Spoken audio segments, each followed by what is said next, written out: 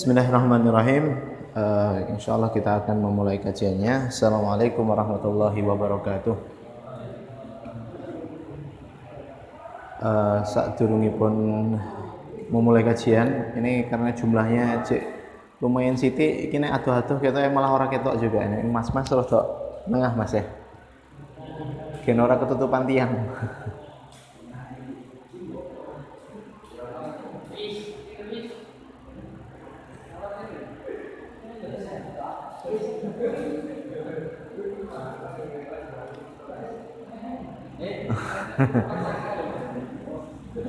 Ya.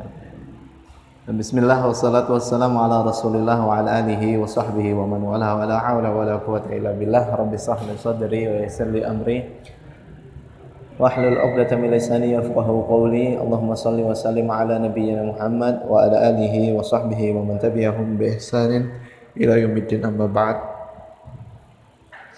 Ayuhal ikhwah, tibtum wa taba sa'yukum wa tabawwa'tum minal jannati manzila. Alhamdulillah kita berjumpa kembali pada kesempatan malam hari ini. Semoga Allah Subhanahu wa taala selalu memberikan kepada kita nikmat imannya, selalu memberikan kepada kita nikmat untuk kita menuntut ilmu kapanpun dan dimanapun berada.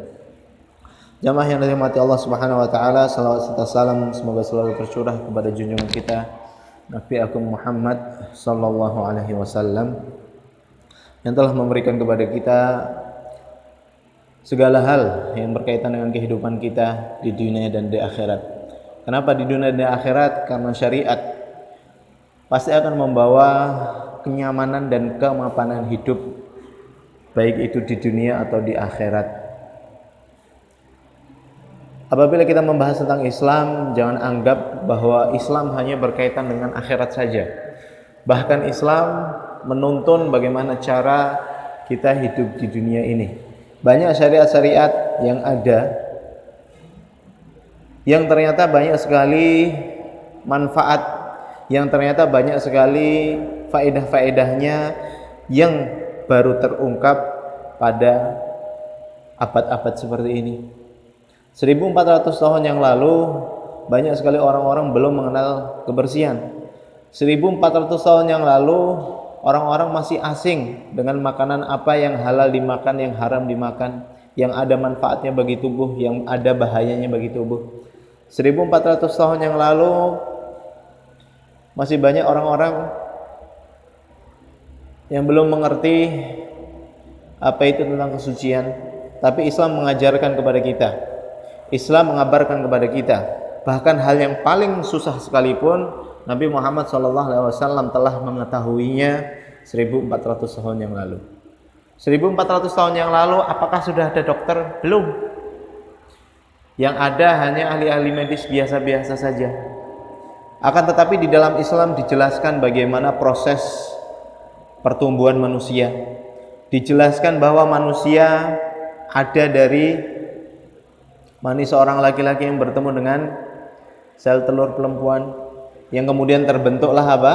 Segumpal daging. Setelah itu ada daging, kemudian ada tulang, kemudian tumbuh sampai besar, sampai terlahirkan. Itu semuanya sudah ada di dalam Al-Quran. Barulah ketika zaman modern ini semuanya terungkap. Begitu ajaibnya Al-Quran, begitu mukjizatnya Al-Quran ini yang mengajarkan kita segala hal yang berkaitan dengan aspek-aspek kehidupan kita. Termasuk salah satu aspek kehidupan yang paling penting dalam kehidupan sehari-hari adalah tata cara beribadah. Kenapa? Karena ibadahlah yang Allah Subhanahu wa taala tuntut dalam keseharian kita. Maka di dalam ibadah, sebagaimana yang kita bahas pada pertemuan sebelumnya, yang paling penting di dalam ibadah adalah keikhlasan. Yang paling penting dalam ibadah adalah bagaimana mengikuti Nabi. Dan keikhlasan adalah sesuatu hal yang erat kaitannya dengan tauhid. Kenapa? Karena ketika kita ikhlas kepada Allah, kita hanya memberikan semuanya kepada Allah, dan itu adalah manifestasi dari tauhid, itu adalah manifestasi dari akidah seorang muslim. Di sini kita akan melanjutkan penjelasan dari surat Al-An'am ayat 151 dan 153. Pembahasan terakhir pada pekan lalu atau hari kemarin adalah tentang bagaimana kita harus menghormati orang tua, bagaimanapun bentuk orang tua kita, bagaimanapun akhlak orang tua kita. Tuntutan utama dari seorang anak adalah taat yang mutlak, untuk selalu menghormati mereka, untuk selalu berbakti kepada mereka. Bahkan mungkin karena taat, bahkan mungkin karena birrul walidain tersebut, orang tua kita akan sadar bahwa dengan Islamlah orang itu akan benar-benar bisa menjadi karakter ideal, bisa menjadi karakter yang spesial, karena dia mampu memanusiakan manusia, karena dia mampu menghormati yang lebih tua, karena dia mampu menyayangi yang lebih kecil. Kemudian ayat yang selanjutnya adalah bagaimana Allah Subhanahu wa taala memerintahkan untuk menjaga keturunan. Wala taqtulu auladakum khasyata wala taqtulu auladakum min imlaq. Nahnu narzuqukum wa iyyahum. Materi ini masih ada yang pekan kemarin. Nih kita ini enggak menyimak materi bingung. Yang materi kemarin masih ada enggak, Mas? Kita fotokopiannya masih ada kemarin. Di belakang masih ada. Mas Uki coba dicek belakang, katanya kemarin tuh fotokopiannya cek ada beberapa lembar gitu.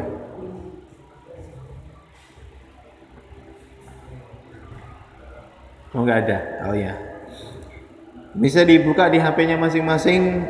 Al-An'am 151, 153. Wala taqtulu auladakum min imlaq. Jangan kalian membunuh anak kalian karena takut kemiskinan. Nahnu narzuqukum wa iyyahum. Kenapa? Karena kamilah yang akan memberi kalian rizki kepadamu dan kepada mereka. Banyak sekali orang-orang ketika mempunyai anak, salah satu hal yang dikhawatirkan adalah aku kok nek duwe anak, anakku kok arep mangan apa? Aku kok nek duwe anak, piye aku golek duit? Aku kok nek duwe anak, aku arep nguripi anak-anakku yang ngangge opo. Di sini apabila seseorang berakidah kuat, dia tidak akan takut ketika mempunyai anak. Dia tidak akan takut apabila bertambah anak, karena dia yakin bahwa Allah Subhanahu wa taala Maha memberi rizki. Allah Subhanahu wa taala yang akan menanggung, tapi dia juga harus berikhtiar. Dan ini terjadi di zaman-zaman jahiliyah juga, Masya Allah. Zaman jahiliyah, zaman Nabi Muhammad SAW sebelum diutus, orang-orang daweti duwe anak. Dan zaman itu ternyata terulang lagi di zaman kita pada saat ini. Wong-wong wegah duwe anak, akeh-akeh soale wedi. Engko nek duwe anak kei panganan opo? Kita harus yakin bahwa Allah Subhanahu wa taala Maha memberi rizki. Semakin tambah anak akan semakin ditambah rizki. Tapi yang perlu ditekankan di sini adalah bahwa kita harus benar-benar mengikhlaskan semuanya untuk Allah. Mempunyai anak diperuntukkan bahwa ini untuk ibadah. Aku mendidik anakku dari sejak kecil sampai besar. Aku didik agar dia menjadi orang-orang yang baik, orang-orang yang berakhlak, berpekerti yang baik juga. Maka niscaya hal tersebut akan dinilai ibadah. Maka dalam ibadah insya Allah Allah Subhanahu wa taala akan memudahkan kepada kita untuk memberikan yang terbaik. Kemudian yang selanjutnya, wala taqrabul fawahisa ma dhahara minha wa ma batan. Dan janganlah kamu mendekati perbuatan-perbuatan yang keji, baik yang nampak ataupun yang tersembunyi. Dan janganlah kamu membunuh jiwa yang diharamkan Allah Subhanahu wa taala. Indah agama Islam. Ketika orang-orang menyebutkan bahwa Islam itu dibuka dengan pedang, memang iya. Tapi yang perlu diperhatikan kembali bahwa di dalam perang Islam mengajarkan kebaikan-kebaikan yang tidak dijumpai umat-umat yang lain. Di dalam perang ada kode etiknya, ada tata caranya. Nabi Muhammad SAW memerintahkan kepada para sahabatnya, apabila kalian ingin menyerang suatu kota, apa yang diperintahkan Nabi? Yang diperintahkan Nabi adalah jangan kalian membunuh anak-anak, jangan kalian membunuh wanita, jangan kalian membunuh penduduk sipil, jangan kalian membunuh siapa lagi? Dan ini adalah salah satu yang benar-benar sangat ajaib dari agama kita. Ketika tujuan Islam menyebarkan rahmatan lil alamin, tapi tetap tidak mengkesampingkan orang-orang di luar agama Islam, tetap menghormati apa yang diperintahkan Rasulullah. Jangan kalian bunuh para rahib, ya, rahib itu pendeta-pendeta Yahudi.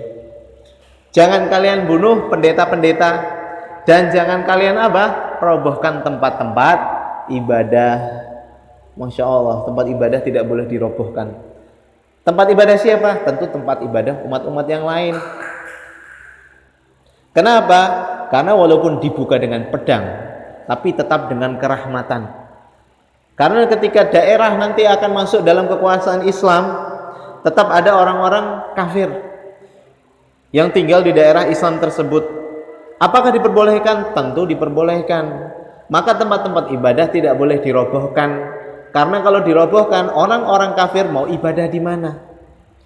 Kita di sini bisa melihat sungguh Masya Allah agama Islam ini penuh rahmat, penuh kasih sayang, sampai pun kepada agama-agama yang lain.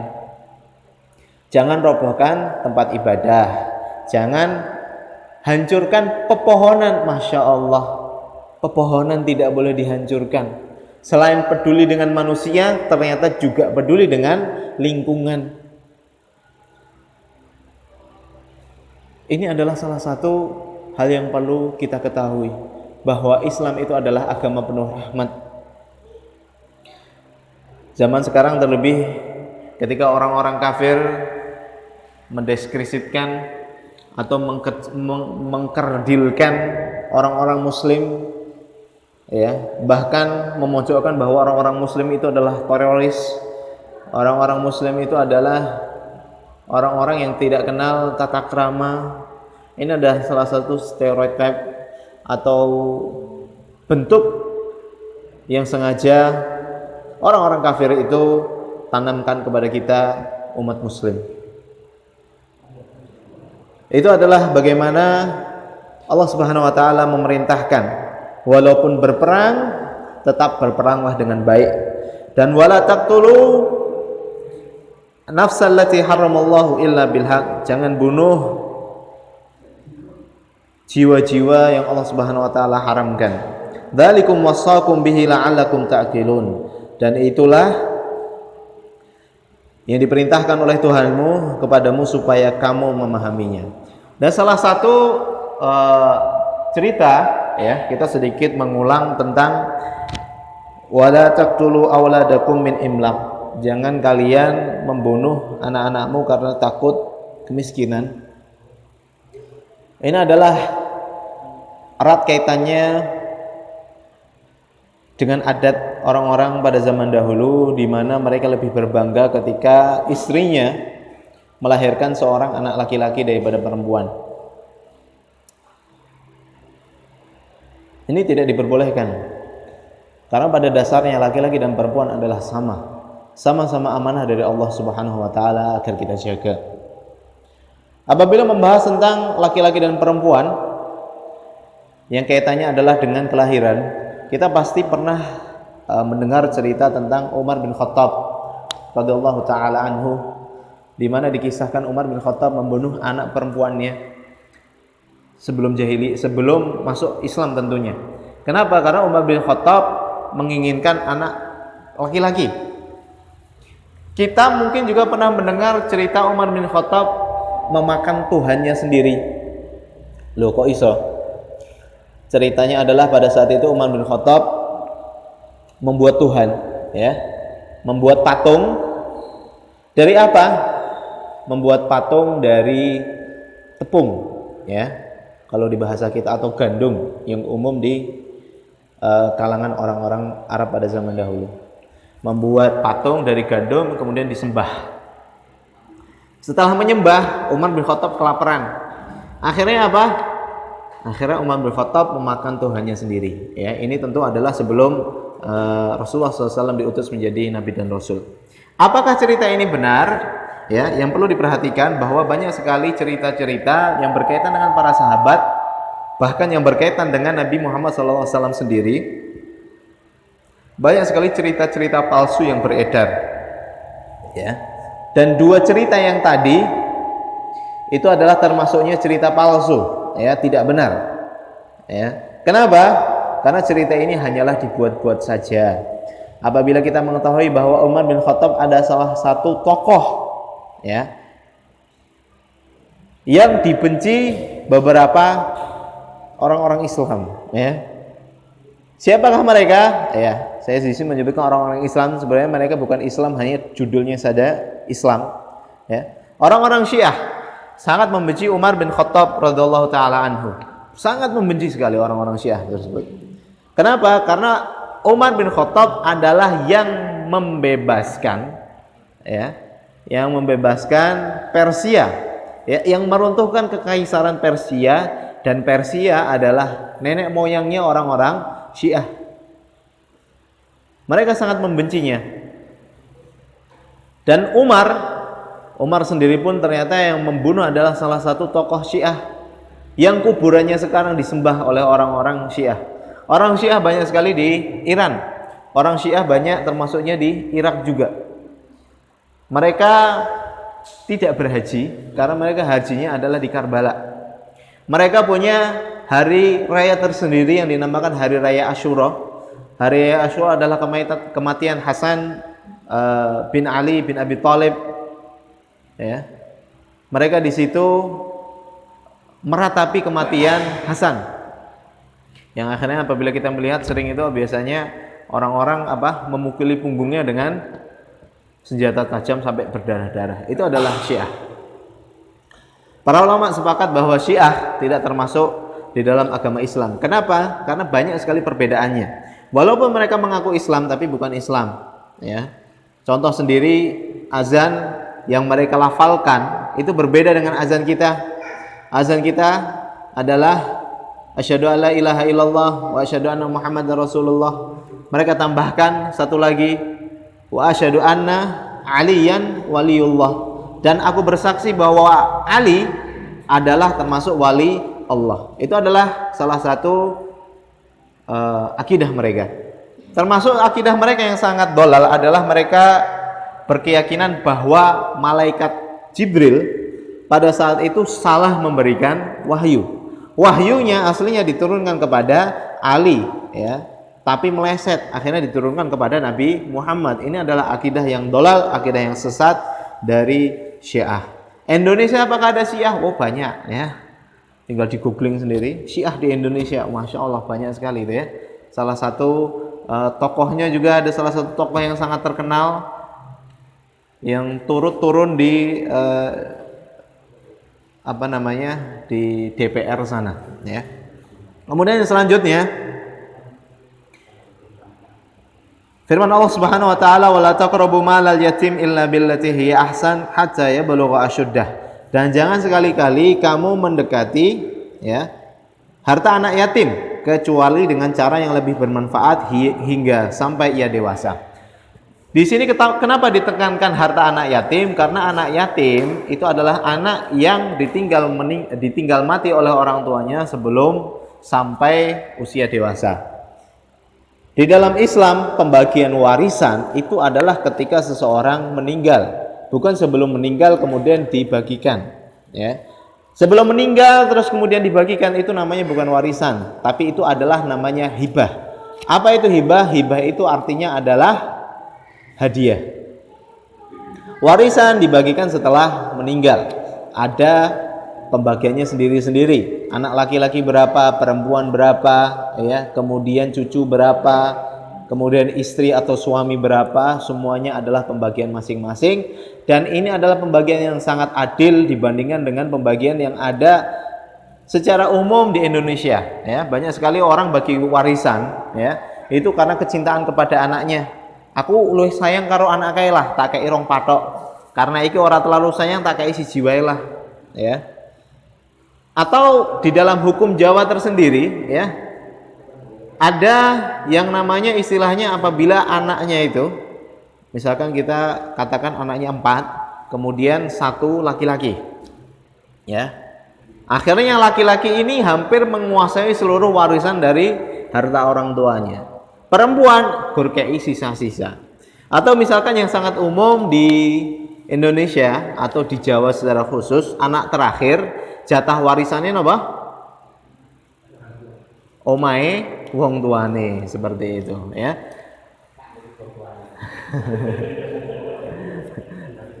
Karo waris wong tua Mas ya. Karo ngurusi ngoten nggih. Ya, ini adalah sebuah pembagian warisan yang tidak tepat ya. Tapi apabila membagi warisan sebelum meninggal apakah diperbolehkan? Ya. Sekali lagi yang saya tekankan di sini bahwa yang dibagikan sebelum meninggal itu namanya bukan warisan, tapi adalah hibah atau hadiah, seperti itu. Nah, kemudian yang selanjutnya tentang anak yatim. Di sini pasti anak yatim yang meninggal sebelum balik, artinya pasti yang merawat adalah tetangga-tetangganya atau kerabat-kerabatnya. Diperbolehkan untuk mengambil harta anak yatim, ya. Dalam hal apa? Dalam hal sekedar untuk menghidupi anak yatim tersebut. Misalkan kakak kita mempunyai anak, kemudian kedua orang tuanya meninggal, akhirnya anak tersebut yang mana itu adalah keponakan kita tinggal bersama kita, akhirnya harta dari orang tuanya pasti diwariskan kepada anak yatim tersebut. Kita sebagai penanggung boleh mengambil harta tersebut untuk makan siapa? Untuk makan anak yatim tersebut. Apakah kita boleh memakannya juga? Tentu boleh, ya. Tapi dalam batasan sekedarnya saja. Sekiranya untuk makan saja, ya. Seperti itu diperbolehkan. Kapan harta tersebut dikembalikan lagi kepada anak yatim? Dikembalikan lagi kepada anak yatim sebagaimana disebutkan di sini adalah hatta ya belugha asyuddah, sampai dia dewasa. Kira-kira dia sudah mengerti uang, kira-kira dia sudah mengerti bagaimana menjaga hartanya, termasuk menginvestasikan hartanya, maka diperbolehkan untuk mengembalikan harta anak yatim tersebut. Wa uful kaila wal mizana bil qis, dan sempurnakanlah takaran dan timbangan dengan adil. La nukallifu nafsan illa wus'aha, sesungguhnya kami tidak memikulkan beban kepada seseorang melainkan sekedar kesanggupannya. Ayat ini harus digarisbawahi. La nukallifu nafsan illa wus'aha. Kami tidak membebani ya seseorang melebihi apa yang dia tidak sanggup untuk menanggung. Maka semua hal yang terjadi di dalam kehidupan ini jamaah sekalian, semuanya sudah sesuai dengan kadar kekuatan kita masing-masing. Tidak lebih, tidak kurang ya. Kadar keimanan berbeda, maka kadar cobaan pasti tentu juga berbeda, dan semuanya sudah cocok dengan kita masing-masing, nggak ada yang lebih, nggak ada yang kurang. Jadi apabila kita melihat orang kok lebih susah, nggak ada yang lebih susah. Jadi kalau kita melihat orang lebih enak, nggak ada yang lebih enak, semuanya itu sudah rata, semuanya sudah adil ya. Kalau di dalam istilah bahasa Jawa itu adalah sawang sinawang ya. Apa itu sawang sinawang? Sawang sinawang itu istilahnya kita melihat orang lain, wah kok kayak wonge urepe ketoke enak banget ya. Jaluk apa-apa keturutan, jaluk iki keturutan ya. Gur nyawang tok. Yang disawang hanya tampilan luarnya saja. Enggak tahu apa yang terjadi di dalam hatinya ya. Ketoke penak, ternyata anak-anake loro. Ketoke penak, ternyata akeh utang. Ketoke penak, ternyata mong cicilan. Keto enak, ternyata di dalam hatinya penuh dengan pergejolakan. Maka di dalam Islam yang ditekankan adalah bagaimana kita memanage emosi kita. Apa itu memanage emosi? Memanage emosi itu artinya adalah bagaimana kita mengontrol emosi kita. Karena semua yang terjadi di dalam kehidupan ini tinggal tergantung emosi kita bagaimana ya. Emosi di sini bukan maksudnya adalah marah. Emosi di sini adalah hal yang berkaitan dengan perasaan kita, entah itu sedih, marah, bahagia, gembira, ya, susah, senang, itu adalah emosi. Dan ini adalah yang menentukan keimanan kita. Imannya bagus, insya Allah emosinya bagus. Maka semua nabi, ya, yang ditekankan oleh Allah Subhanahu Wa Taala pertama kali adalah bagaimana memilih nabi itu yang emosinya bagus-bagus, emosinya stabil, Ya, nek nesu ora nesu banget, nek sedih ora sedih banget. Maka hampir semua nabi pada zaman dahulu sebelum diutus menjadi nabi, ya, ada salah satu profesi yang khusus untuk mereka-mereka, ya. Ada di sini yang bisa menebak apa profesi seorang nabi sebelum diutus menjadi nabi atau rasul? Wah, penggembala, ya. Penggembala. Hampir semua nabi sebelum diutus menjadi nabi jadi penggembala. Gembala apa? Wedhus, kambing, mbek. Berapa banyak? Banyak sekali, ya. Ketika menggembala kambing, ya pasti jenenge kambing kan, ya, nggak bisa diomongi, ya. Misalkan kita lagi angon wedhus, ya, wedhusnya do mlaku gitu. Awake dhewe pengen ngetan, ayo dong ngetan, ya. Kambing nggak bakal nuruti perkataan kita. Yang dituruti apa? Yang dituruti adalah kayu kita, diarahkan. Wes diarahkan, enak siji sing bedal. Apa ya arep nesu-nesu? Ya. Nek nesu-nesu, iki bingung iki sing kewan ndi iki? Sing gembala apa wedhuse, ya. Ono nesu-nesu karo kewan, ya. Maka di situ diatur emosinya, para nabi itu diatur emosinya, diatur kesabarannya. Sebelum menghadapi langsung umat, nggih, dihadapkan lebih dahulu dengan kambing-kambing, iso sabar ora. Bertahun-tahun mengembala kambing agar apa? Emosinya stabil. Jadi nanti ketika sudah berhadapan dengan umat manusia yang modelnya 1001 masalahnya ada, dia akan tetap bersabar. Maka ini tadi yang menentukan kebahagiaan kita adalah keimanan kita sendiri, bukan harta kita, bukan anak kita, bukan istri kita, tapi adalah keimanan kita sendiri. Maka Allah Subhanahu wa taala menetapkan bahwa semua cobaan dari makhluk itu sama, ya, tidak ada bedanya, ya. Yang membedakan adalah keimanan. Tidak ada beban yang melebihi dari kapasitas kita. Seberat apapun ujian yang Allah timpakan kepada kita, insya Allah kita pasti mampu seberat apapun itu, ya. Jadi tidak boleh berputus asa di dalam menjalani kehidupan. Seberat apapun pasti kita mampu untuk melaksanakan cobaan-cobaan yang telah Allah berikan. Wa idza qultum fa'dilu walau kana dza qurba, dan apabila kamu berkata, maka hendaklah kamu berlaku adil walaupun itu dengan kerabat terdekatmu, ya. Di sini Islam menjelaskan tentang nepotisme, ya, Bapak Ibu sekalian. Apa itu nepotisme? Bagaimana mendahulukan hak, ya, yang berkaitan dengan umum tapi kita dahulukan keluarga, ya. Nepotisme sudah ada di dalam Islam, sudah diharamkan di dalam surat Al-An'am ayat 152, ya.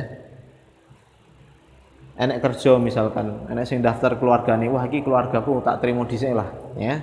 Semuanya harus adil, ya, tidak membedakan kasta, tidak membedakan ikatan kekeluargaan, ya. Akan tetapi apabila kita bersedekah, yang paling diutamakan adalah kita bersedekah terhadap keluarga terdekat kita sendiri. Kenapa? Karena pahalanya akan berlipat, ya, bernilai silaturahmi dan bernilai sedekah atau zakat, ya. Maka apabila kita mempunyai kelebihan harta, kita utamakan keluarga terdekat kita untuk menikmati kelebihan yang Allah berikan kepada kita. Wa bi ahdillahi aufu dzalikum wasaqum bihi la'allakum tadhakkarun. Dan penuhilah janji Allah Subhanahu wa taala yang demikian itu diperintahkan Allah kepadamu agar kamu ingat. Wa anna hadza sirati mustaqiman fattabi'uhu wa la tattabi'us subul fatafarraqu bikum an sabilihi dzalikum wasaqum bihi la'allakum tattaqun, ya. Wa anna hadza sirati mustaqimah, dan inilah jalanku, jalan yang lurus. Fattabi'uh, maka ikutilah dia. Wala tattabi'us subul, dan janganlah kamu mengikuti jalan-jalan yang lain. Fatafarraqu bikum an sabilihi, karena jalan-jalan itu akan mencerai-beraikan kamu dari jalannya. Yang demikian itu diperintahkan Allah kepadamu agar kamu bertakwa. Ketika Rasulullah SAW menjelaskan ayat ini, beliau menggambarkan di tanah, ya. Apa yang beliau gambarkan? Beliau gambarkan adalah menggunakan garis, di garis lurus. Wa anna hadza sirati mustaqiman fattabi'uhu, dan ini adalah jalan lurus, maka ikutilah jalan ini. Wala tattabi'us subul, dan janganlah kalian mengikuti jalan-jalan yang sesat. Apabila kita mempelajari Islam, ya, Di dalam hadis yang lain Rasulullah SAW menjelaskan bahwa agama Islam akan terpecah menjadi berapa kelompok? Ya, 70, 2, 73, 71, 72. Ya. Akan ada 70-an kelompok di dalam agama Islam.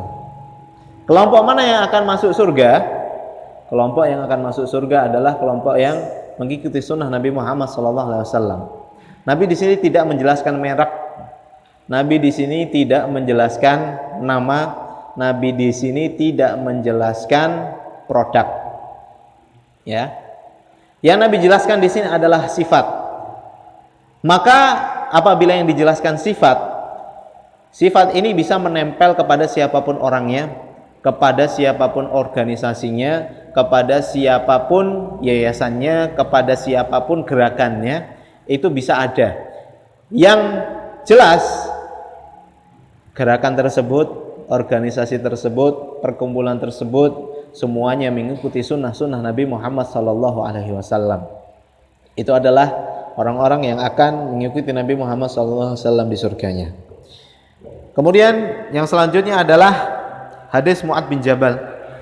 Beliau berkata, kuntu radifan Nabi sallallahu alaihi wasallam ala himar. Aku membonceng Nabi Muhammad SAW di atas keledai. Faqala li ya Mu'adz, kemudian berkata kepadaku, wahai Mu'adz, ya, tahukah engkau apakah hak Allah yang harus dipenuhi oleh hamba-hambanya dan apakah hak hambanya yang harus dipenuhi oleh Allah Subhanahu wa taala? Kemudian Mu'adz bin Jabal berkata, sesungguhnya Allah dan Rasulnya lah yang lebih mengetahui. Ya, wallahu a'lam, atau sebagaimana yang mungkin biasa kita ucapkan sehari-hari. Kemudian beliau melanjutkan sabdanya, hak Allah yang harus dipenuhi oleh hamba-hambanya adalah mereka diharuskan beribadah kepadanya saja dan tidak mensekutukannya dengan suatu apapun. Sedangkan hak hamba yang harus dipenuhi oleh Allah adalah Allah tidak akan menyiksa orang-orang yang tidak mensekutukannya dengan suatu apapun. Ya. Ini, jadi semuanya saling berkolaborasi. Apabila kita tidak mensekutukan Allah, menyembah Allah saja tidak dengan yang lain, maka kita dapat hadiah atau kita berhak dengan apa? Dengan masuk surga, dengan tidak dihukum oleh Allah Subhanahu wa taala, ya. Harus mentauhidkan Allah dan menjauhi kesyirikan-kesyirikan dalam kehidupan kita sehari-hari. Ya. Apabila kita membahas tentang kesyirikan, di sini kesyirikan yang ada, mungkin kita hanya bisa menggambarkan kesyirikan tersebut yang ada pada zaman-zaman dahulu. Ya. Ada yang bisa menyebutkan contoh kesyirikan? Contoh syirik? Apa Pak, Bu? Niki ibu-ibu wonten mboten?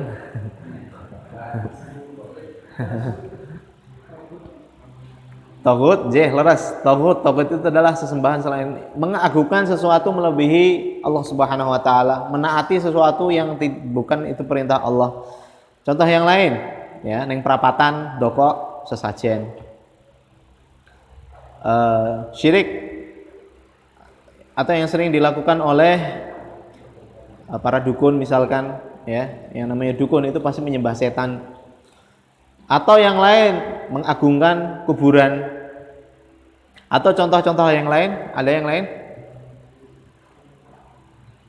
Nah, itu adalah contoh-contoh kesyirikan secara umum. Kemudian selanjutnya, contoh kesyirikan zaman modern, ya. Zaman modern, ya, sekarang penuh dengan apa?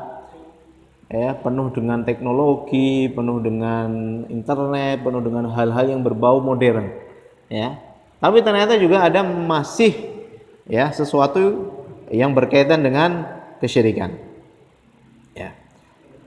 Contoh kesyirikan modern, ya, yang ada pada zaman sekarang adalah yang berkaitan dengan ramalan-ramalan.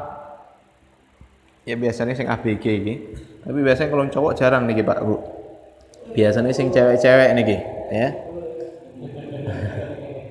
Ramalan-ramalan yang berkaitan dengan bintang, ya. Scorpio, Libra, terus apa mulai? Leo, Capricorn, dan lain-lain ya, dan lain sebagainya. Kenapa ini bisa dikatakan kesyirikan? Karena ya nek zaman kula pas ABG niku biasanya tabloid-tabloid itu ada ramalan permingguan atau di majalah-majalah biasanya ya. Ramalan perasaan untuk sio-sio berikut ini ya. Libra, keuanganmu aman, tapi kamu hanya perlu sedikit menabung untuk masa depan ya. Kemudian ramalan percintaan, kamu sedang mengalami rasa kegundahan yang amat mendalam karena kamu sedang ditinggalkan oleh seorang yang sangat kamu cintai misalkan ya. Ini kan konteksnya kan ABG ya, majalah-majalah ABG misalkan ya. Ini termasuk kesyirikan. Kenapa? Karena yang menentukan takdir adalah Allah, bukan sio, bukan ramalan. Dan para ulama menjelaskan ya, ada salah satu hadis yang perlu kita benar-benar perhatikan ya. Nabi Muhammad SAW bersabda, man ata kahinan au arrafan ya, fasaddaqahu bima yaqul faqad kafara ya bima unzila ala Muhammad. Man ata kahinan au arrafan, barang siapa yang datang kepada dukun ya, au arrafan atau peramal ya, dukun atau peramal atau segala hal yang berkaitan dengan ramal-ramalan seperti itu ya. Di TV-TV banyak Bapak Ibu sekalian nggih, biasanya napa? Peramal-peramal dukun ya, biasanya sulap-sulap itu biasanya ada peramal-ramalan atau biasanya ada ramal-ramalan termasuk ramalan-ramalan artis ya. Nah, yang lagi ngetren zaman saiki niku Roy Kiyoshi. Roy Kiyoshi sing lagi wae ditangkap karena narkoba ya. Lucu nih Pak Ibu ya, cerita Roy Kiyoshi niki. Saya bukannya mengikuti tapi karena kebetulan tahu ya. Ya, saya lihat di Instagram ya. Napa niku? Ada screenshotan. Ramalan Roy Kiyoshi tahun piro Mas Rais? 2019 kata ya. Ya. Apa inti ramalannya? Ya. Roy Kiyoshi ini meramal bahwa tahun 2020 akan banyak artis yang ditangkap karena narkoba. Ternyata siapa? Ya dhewe sing ketangkep. Ya, lucu. Ramalan. Atau mungkin karena wedi, wah kok ramalanku ora bener, aku tak narkoba wae lah. Gentenanan, ya. Ini adalah masuk dalam kategori ini. Datang kepada peramal, ya. Tapi zaman sekarang tidak perlu datang, masya Allah Pak Bu, ya. Yang perlu dilakukan zaman sekarang apa? Masuk ke akun sosial media mereka, ya. Melihat opo wae toh, iki ramalan-ramalan ide. Ya, atau sebelum kita membahas ini, kita membahas hadis yang selanjutnya, ya. Tadi yang pertama, barang siapa yang datang kepada dukun atau peramal, hukumannya apa? Faqad kafara bima unzila ala Muhammad. Sesungguhnya dia telah apa? Kafir. Mengingkari apa yang telah diturunkan kepada Nabi Muhammad. Kenapa? Karena syirik, ya. Ini adalah dosa yang sangat besar. Mensekutukan Allah, menduakan Allah. Tidak ada dosa besar yang melebihi dosa syirik. Ya, apabila seorang tersebut muslim, ya. Karena syirik atau ramalan-ramalan dukun-dukun itu erat kaitannya dengan takdir Allah Subhanahu wa taala. Sedangkan yang kita bahas kemarin bahwa yang namanya takdir itu adalah rukun iman, ya, yang tidak boleh diingkari. Derajatnya sama dengan sholat, derajatnya sama dengan syahadat, ya. Derajatnya sama dengan iman kepada Rasulnya, dengan kitabnya, ya, dengan Allah Subhanahu Wa Taala. Ingkar dengan yang satu sama saja ingkar dengan hal-hal yang lain, seperti itu. Maka hukumannya sangat besar, ya. Datang, percaya, sudah kafir, ya. Apakah otomatis langsung kafir? Ya tentu tidak, ya. Di sini kafir apabila dia kemudian meninggal atau mati dalam keadaan percaya hal-hal tersebut. Sebelum meninggal bertaubat, ya tentu taubatnya diterima oleh Allah Subhanahu wa taala. Kemudian hadis yang kedua, barang siapa yang hanya datang saja tapi tidak mempercayai, maka sholatnya tidak akan diterima berapa hari? 40 hari. 40 hari sholatnya tidak diterima. Oh ya nek ngono ora sholat wae lah. Nah, nek ora sholat malah tambah dosa. ya. Jadi kaitannya walaupun sholat tidak diterima terus orang sholat, wah tambah besar lagi. Nah, yang perlu dipahami pada dua hadis ini adalah hati-hati apabila kita membaca informasi-informasi di HP kita sendiri, di TV kita sendiri. Kenapa? Karena kita tadi sudah membahas bahwa yang namanya ramalan-ramalan, apapun itu bentuknya, ramalan dari ramalan sio-sio, ya, ramalan cuaca. Saya masih ramalan cuaca kok saya, ya.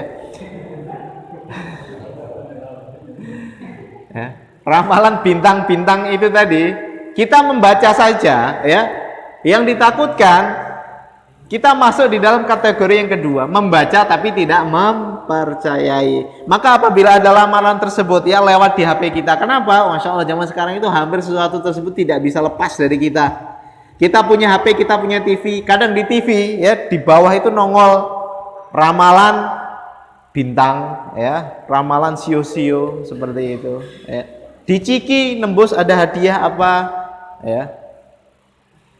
Di supermarket, ya, ketika tahun baru Cina misalkan tahun anjing, tahun kuda, tahun tikus, ada ramalan-ramalannya. Ya. Ini kalau bisa harus dihindari. Kenapa? Karena ditakutkan kita masuk kategori yang kedua. Ya. Kita datang tapi kita tidak percaya, ya. Apakah bisa diartikan datang? Oh bisa, karena sudah lewat.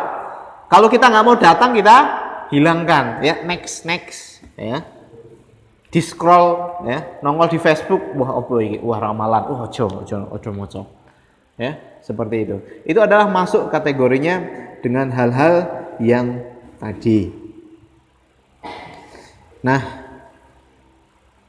kemudian syirik model yang kedua, ya tadi yang pertama yang modern tadi adalah bagaimana tentang ramalan-ramalan tadi, ya kemudian tadi Mas Ukit nanya ramalan cuaca, wah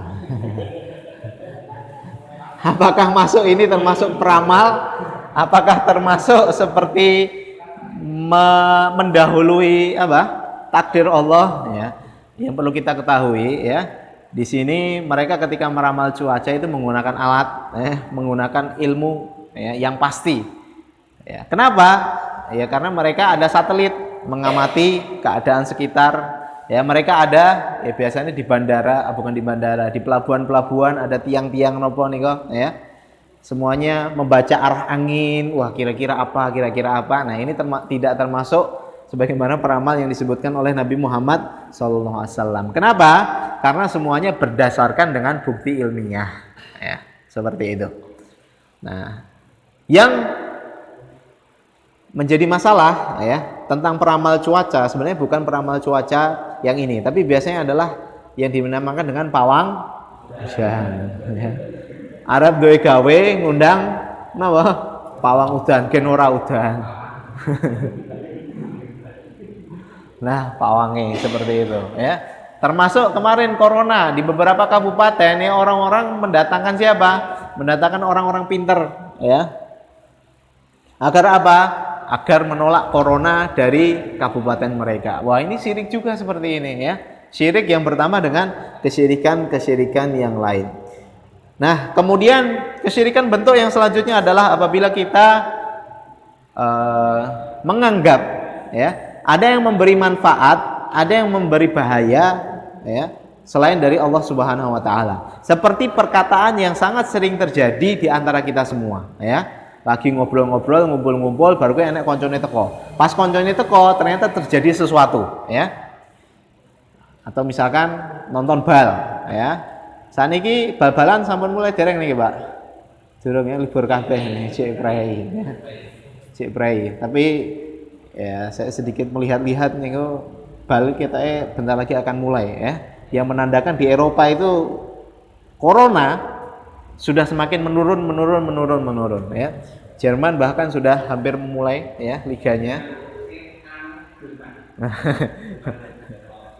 Kok update, Mas?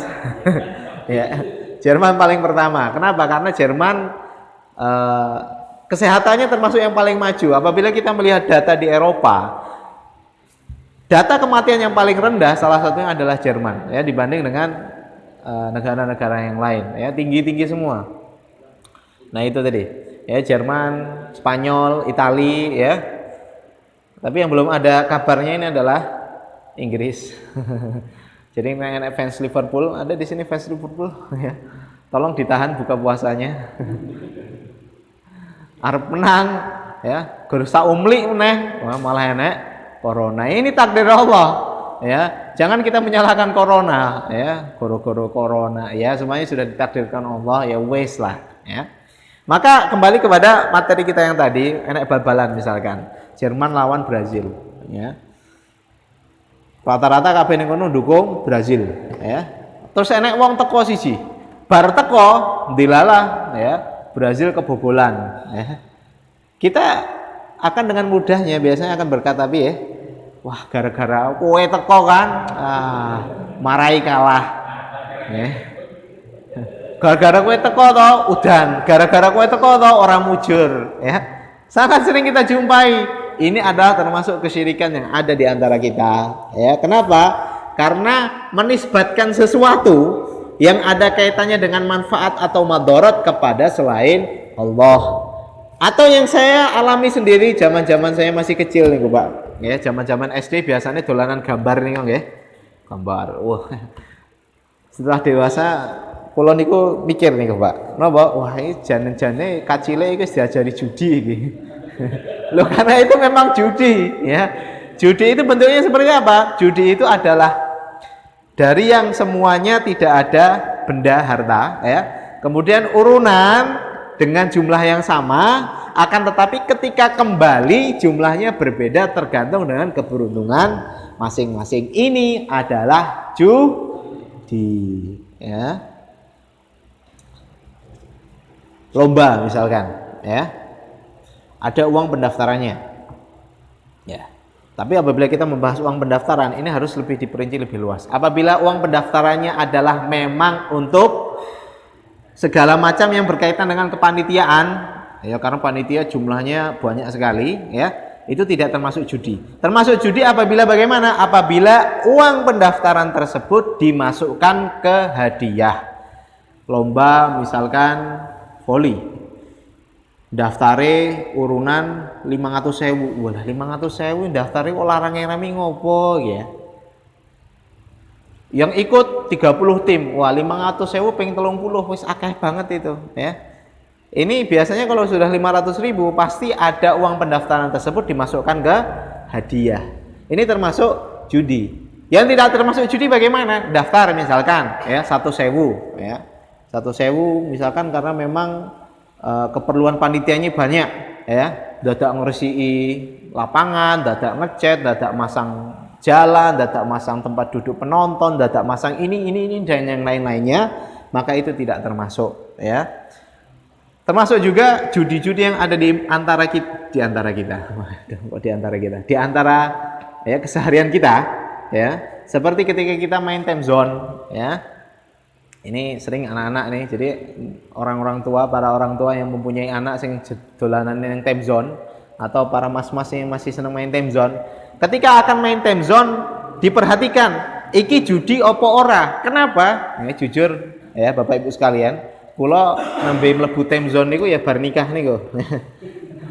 Sadurunge nikah ora pernah ngopo ya. Setelah nikah ya kadang keluarga sering ya main-main gitu, main time zone ya, kemudian lihat oke, masih ngajari. Nah, saya melihat ada beberapa time zone itu yang konsepnya adalah judi. Bagaimana itu? Ya, time zone itu sudah maklum bahwa kita gesek kartu, yang kartu itu ada uang isinya ya. Permainan ada beberapa yang mengkaitkan hadiahnya dengan keberuntungan. Jadi nah, itu hampir bisa dipastikan judi. Contohnya bagaimana? Contohnya melempar bola, ya, melempar bola, enak hadiah-hadiah terus dilempar, ya. Oh, iki itu nomor piro, ya itu judi, ya. Kenapa? Karena hadiahnya tidak pasti, ya. Kecuali kalau hadiahnya pasti, seperti apa? Seperti main opo wae hadiahnya boneka, atau memang nggak ada hadiahnya. Ini adalah yang paling aman, ya. Kenapa? Karena dia tidak membeli sesuatu barang, tapi dia membeli kesenangan. Sedangkan kesenangan ya nilainya podo kabeh. Seperti main apa? Apa ki? Basket. Basket gur seneng-seneng tok ngono. Balapan ya, balapan, sih Mas leres. Balapan berbalapan, weh, nggak ada hadiahnya. Ini yang paling aman. Yang paling bahaya itu ada apabila ada hadiahnya. Nah ini saya tidak bilang semuanya ya. Ada beberapa yang memang wah ini judi tenanan ya, karena saya nggak tahu satu persatu. Tapi secara umum ya, sing ono hadiah lebih baik dijauhi karena itu bisa dikaitkan dengan judi seperti itu ya. Wah kita pembahasannya kemana-mana ya, betul apa sih? Ya kembali kepada kesyirikan tadi ya. Main gambar ketika saya SD ya. Itu biasanya yang namanya bocah itu megang sesuatu ya, atau ada kartu khususnya, dikantongi, digenggam, dikai katok gitu ya. Bilangnya apa? Wah iki jimatku iki ya. Biasa sekali seperti itu. Wah iki keberuntunganku ini, orang ini iki aku ora beruntung. Dan itu sebenarnya terjadi di antara kita ya. Burung lagi marak, masya Allah ya. Saya nggak pernah melihat bagaimana kontes burung niku Bapak Ibu sekalian. Tapi yang perlu yang ditakutkan jangan sampai kita menggantungkan sesuatu itu karena ada yang memberi manfaat atau madarat ya. Atau termasuknya aku kini ora apa ya? Misalkan dia akan melakukan sesuatu ya. Atau yang paling sering misalkan dalam pertandingan sepak bola ya, biasanya ada tokoh-tokoh sepak bola melakukan adegan rutin sebelum menjalani apa misalkan ya. Jadi misalkan sebelum nendang penalti dicium bolanya. Kenapa? Wah, ini demi keberuntungan. Tak ambung balik. Atau kiper misalkan ketika dia menjaga gawang, dia ngelus-ngelus gawangnya. Ini keberuntungan ya. Ini adalah termasuk kesyirikan di dalam kehidupan kita sehari-hari. Ya. Itu adalah bentuk kesyirikan yang ada di sekitar kita, ya. Ini termasuknya adalah mengkaitkan segala sesuatu untung rugi itu kepada zat selain Allah Subhanahu wa taala, maka itu adalah kesyirikan yang ada pada masa-masa modern saat ini ya. Cukup kiranya sekian yang kami sampaikan ya untuk hadis Anas bin Malik, insyaallah akan kita atau hadis dari Mu'adz bin Jabal kita akan lanjutkan pada kesempatan yang akan datang. Atau dirampungin sekalian nih Mas Pak, nanggung satu bab ya. Saya jelaskan sedikit lagi, yaitu tadi adalah hak Allah bagaimana kita harus benar-benar mengibadahi Allah Subhanahu wa taala tanpa kesyirikan ya, hanya khusus untuk Allah Subhanahu wa taala ya. Termasuk di sini adalah kesyirikan adalah riya. Nabi Muhammad sallallahu alaihi wasallam pernah bersabda ya, inna akhafu ma akhafu alaikum asyirkul asghar ya. Nabi Muhammad SAW ketika saat itu sedang bercakap dengan para sahabatnya. Ada salah satu hal yang aku sangat takutkan ya kepada kalian ya. Yaitu apa? Yaitu syirik kecil. Kemudian para sahabat bertanya, apa itu syirik kecil wahai Rasulullah SAW? Kemudian Rasulullah SAW menjawab ar-riya ya. Yang aku takutkan kepada kalian adalah syirik kecil. Apa itu? Syirik kecil yang dimaksudkan Nabi Muhammad SAW adalah riya ya. Kenapa? Karena riya itu apabila kita ingin beribadah tapi ingin dilihat orang lain ya, maka ini seperti kita beribadah karena orang lain bukan karena Allah. Wah aku tak sholatnya cepet lah, iki anak mertuaku orang penak aku telate sholatnya telat. Wah iki anak calon mertua misalkan ya, anaknya wis tak sirkat beben. Aku tak sholat neng sampingnya lah ya. Atau hal-hal yang lain, wah aku pengen sodakoh iki ya, kembung kayak anak akeh sing dulu aku tak sodakoh ya. Itu adalah termasuk syirik tapi bukan syirik besar. Di sini yang dimaksudkan adalah syirik kecil saja ya. Kemudian Rasulullah SAW dari lanjutan hadis ini Mu'adz bin Jabal berkata kepada Nabi, wahai Rasulullah, bolehkah saya memberi kabar gembira kepada umatmu tentang hal ini, ya. Apa hal yang tadi? Bahwa apabila kita beribadah kepada Allah tidak mensekutukannya, Allah Subhanahu wa taala akan memasukkan kita ke surganya, ya. Di sini Nabi Muhammad SAW melarang hal tersebut, ya. Kenapa? Karena takutnya, ya, pada saat itu ketika kaum muslimin masih semangat-semangatnya ibadah, kemudian diberitahukan hal seperti itu, akhirnya mereka malah loyo. Kenapa? Wah, aku yang penting wis ibadah, wis penting wis karo Gusti Allah, wis lah slow-slow wae ibadah, ya. Nah, hadis ini baru disampaikan Mu'ad kapan? Setelah Rasulullah SAW meninggal, setelah Rasulullah SAW wafat, Mu'ad bin Jabal baru menyampaikan hadis ini, ya. Seperti itu. Mu'ad bin Jabal adalah salah satu sahabat Nabi Muhammad SAW yang sangat mulia, ya. Kenapa? Karena beliau adalah salah satu utusan yang dikirim Nabi Muhammad SAW untuk berdakwah di luar Jazirah Arab. Ada beberapa sahabat yang dikirim ke Yaman, dikirim ke Mesir, dikirim ke Afrika Utara, dikirim ke Irak, Damaskus untuk berdakwah, ya. Termasuknya adalah Mu'ad bin Jabal, ya. Cukup sekian yang kami sampaikan, semoga bermanfaat. Apabila ada kesalahan, kami mohon maaf dan meminta ampun kepada Allah Subhanahu wa taala. Semoga yang kita pelajari hari ini bermanfaat.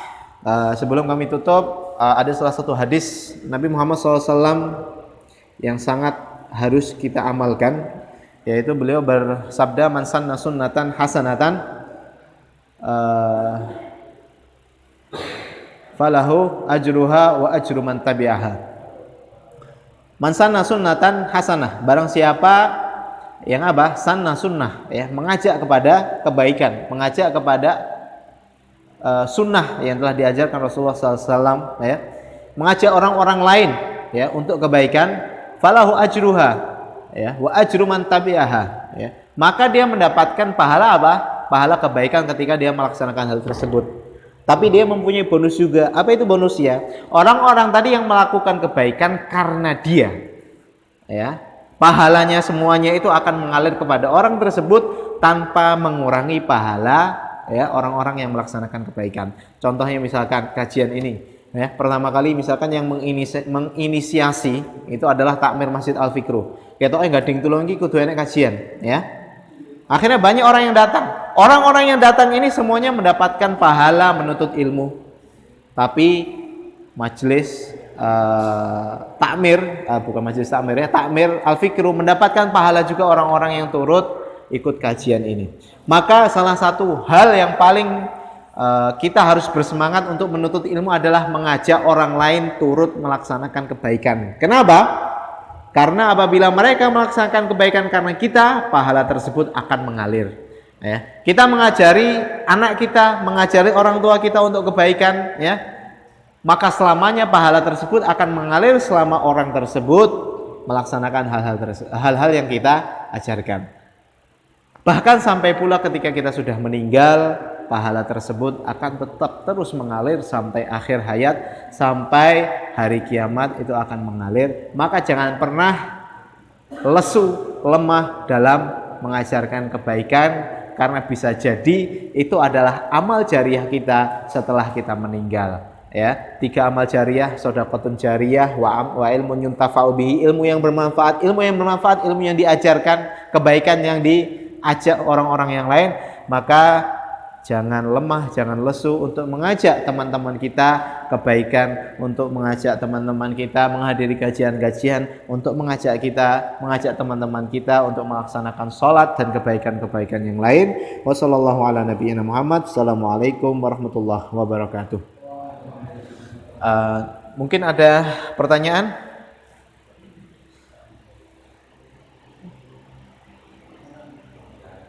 Mboten-wonten nggih. Karena tidak ada pertanyaan, ya, kita bisa melanjutkan. Melanjutkan apa ya? Melanjutkan snack maksudnya, ya.